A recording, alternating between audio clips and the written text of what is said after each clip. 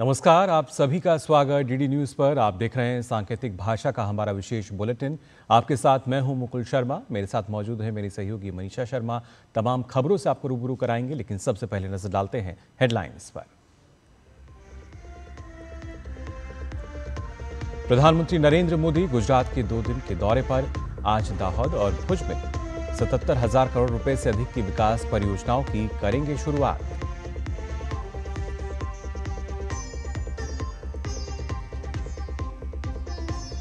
रविशंकर प्रसाद के नेतृत्व में सर्वदलीय प्रतिनिधिमंडल पाकिस्तान को बेनकाब करने पहुंचा फ्रांस। गुयाना के उपराष्ट्रपति से मिले शशि थरूर। बहरीन में गुलाम नबी ने कहा, पाकिस्तान में आतंकियों की संख्या सबसे ज्यादा।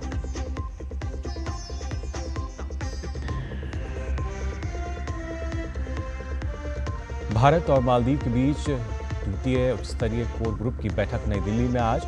मालदीव के विदेश मंत्री अब्दुल्ला खलील लेंगे हिस्सा।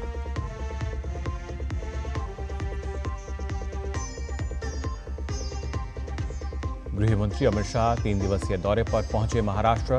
नागपुर में 2 सार्वजनिक कार्यक्रम में होंगे शामिल। शाम में नांदेड़ में करेंगे जनसभा।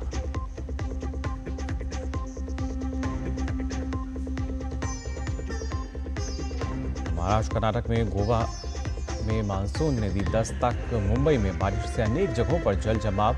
दिल्ली में फिर रात में हुई बारिश।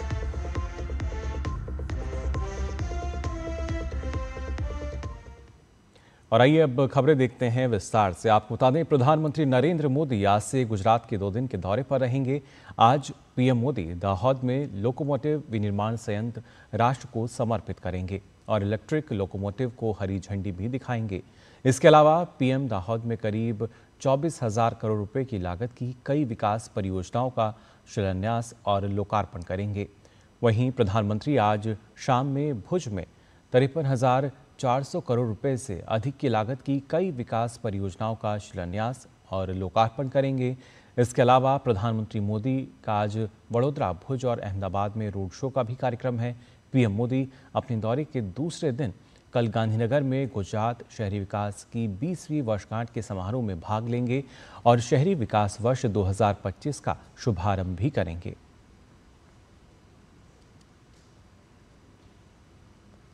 आतंकवाद पर पाकिस्तान को बेनकाब करने के लिए भाजपा सांसद रविशंकर प्रसाद के नेतृत्व में सर्वदलीय प्रतिनिधिमंडल फ्रांस पहुंच गया है। इस प्रतिनिधिमंडल में तकुबाती पुरंदेश्वरी, एमजे अकबर, गुलाम अली खटाना और सामिक भट्टाचार्य शामिल हैं। इसके अलावा अमर सिंह, प्रियंका चतुर्वेदी और पंकज सरन भी शामिल हैं। ये प्रतिनिधिमंडल फ्रांस के बाद ब्रिटेन, जर्मनी, यूरोपीय संघ, इटली और डेनमार्क का भी दौरा करेगा।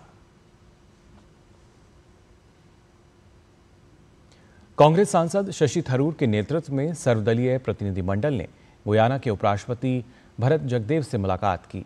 शशि थरूर ने गुयाना के उपराष्ट्रपति के साथ हुई मुलाकात को काफी अभूतपूर्व बताया। वहीं गुयाना के उपराष्ट्रपति ने आतंकवाद के खिलाफ अपनी प्रतिबद्धता जाहिर की।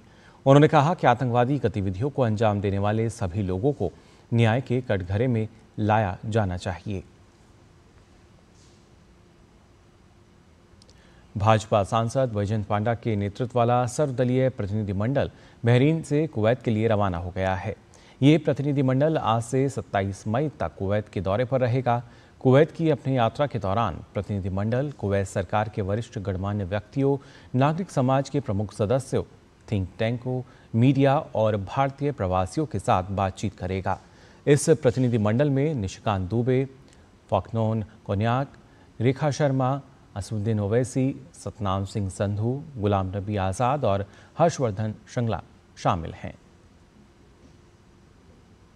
वहीं बहरीन में गुलाम नबी आज़ाद ने पाकिस्तान पर हमला बोलते हुए कहा कि जितने आतंकवादी पाकिस्तान में रहते हैं, शायद उतने पूरी दुनिया में नहीं होंगे।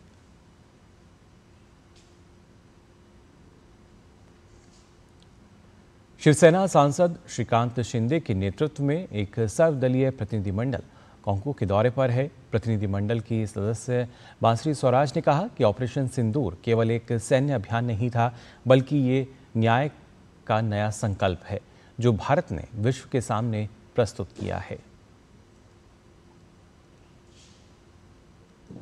वहीं डीएम के सांसद कनिमोझी के नेतृत्व में सर्वदलीय प्रतिनिधिमंडल स्लोवेनिया के दौरे पर जुब्लाजाना पहुंचा। प्रतिनिधिमंडल का स्वागत स्लोवेनिया गणराज्य में भारत के राजदूत अमित नारंग ने किया।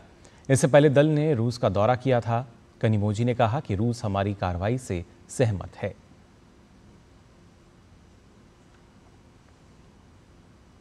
भारत और मालदीव के बीच दूसरी भारत मालदीव उच्च स्तरीय कोर ग्रुप की बैठक आज नई दिल्ली में होगी।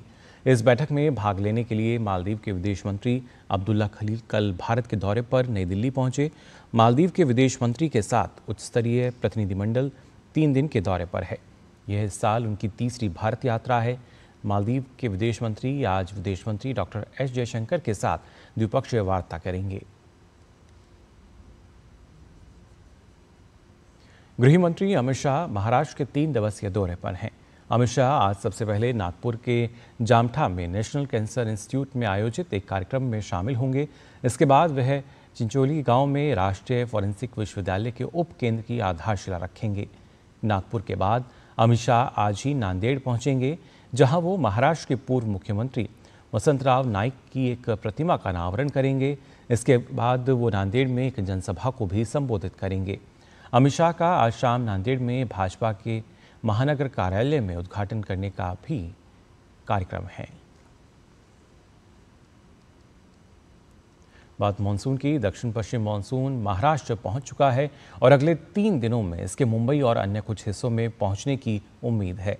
भारतीय मौसम विभाग ने जानकारी देते हुए बताया है कि महाराष्ट्र में तटीय कोंकण और मुंबई में पिछले 2 दिनों से भारी प्री मानसून बारिश हो रही है।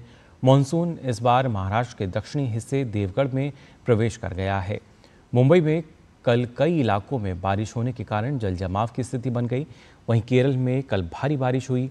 बारिश के कारण राज्य के कई हिस्सों में पेड़ उखड़ने से कुछ लोगों की मौत की खबरें भी सामने आईं। भारी बारिश के पूर्वानुमान के चलते मौसम विभाग ने 5 जिलों जिसमें कासरगोड, कन्नूर, वायनाड, कोझिकोड और मलप्पुरम के लिए रेड अलर्ट जारी किया है। इन जिलों में भारी से बहुत भारी बारिश की चेतावनी जारी की गई है। बारिश की चेतावनी को देखते हुए आज इन 5 जिलों में शैक्षणिक संस्थान बंद रहेंगे। यूक्रेन के खिलाफ रूस ने अब तक का सबसे बड़ा हमला किया है। रूस के इस हवाई हमले में 13 लोगों की मौत हो गई है। रूस ने यूक्रेन के 30 से अधिक शहरों और कस्बों पर एक साथ हवाई हमला किया। इस हमले में 67 मिसाइलें और ड्रोन शामिल थे। इस भीषण हमले में 13 लोग मारे गए, जबकि कई अन्य लोग घायल हुए हैं। इस हमले पर अमेरिका के राष्ट्रपति ट्रंप ने चुप्पी तोड़ते हुए कहा कि रूस के इस हमले से वे खुश नहीं हैं। इससे पहले यूक्रेन के राष्ट्रपति ज़ेलेंस्की ने ट्रंप पर पुतिन के खिलाफ चुप्पी साधने का आरोप लगाया था।